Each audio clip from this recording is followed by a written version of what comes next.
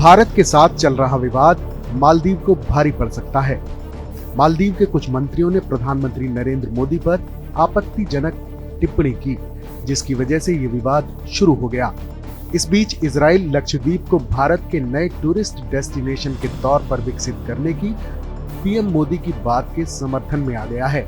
भारत में इजरायली दूतावास ने पीएम मोदी की इस पहल के समर्थन में सोशल मीडिया प्लेटफॉर्म ट्विटर यानी एक्स पर एक पोस्ट भी शेयर की है, जिसमें इजराइल के दूतावास ने कहा है कि नए टूरिस्ट डेस्टिनेशन के तौर पर लक्षद्वीप को विकसित करने के प्रोजेक्ट पर काम करने के लिए पूरी तरह से तैयार है। इजरायली दूतावास की तरफ से लक्षद्वीप की खूबसूरती का नमूना पेश करती कुछ तस्वीरें शेयर की गई हैं।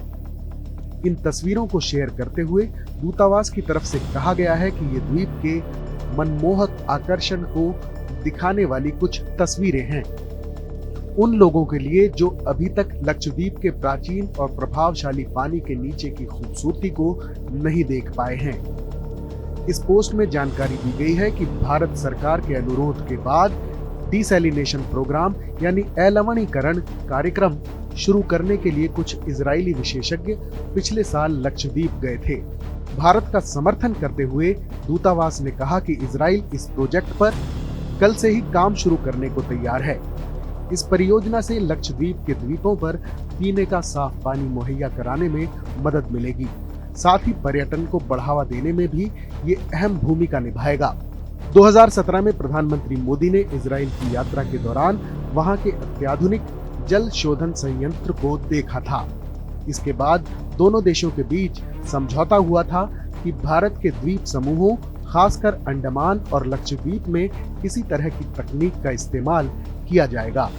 दरअसल ये मसला कुछ यूं खड़ा हुआ कि जनवरी के पहले हफ्ते में प्रधानमंत्री मोदी लक्षद्वीप की यात्रा पर गए थे। इस दौरान उन्होंने अपने सोशल मीडिया अकाउंट्स पर कुछ तस्वीरें शेयर करते हुए पर्यटकों से लक्षद्वीप की सुंदरता को देखने की अपील की, जिसे मालदीव के कुछ मंत्री और नेताओं ने अपने देश के विकल्प के तौर पर लक्षद्वीप को तैयार करने के तौर पर देखा।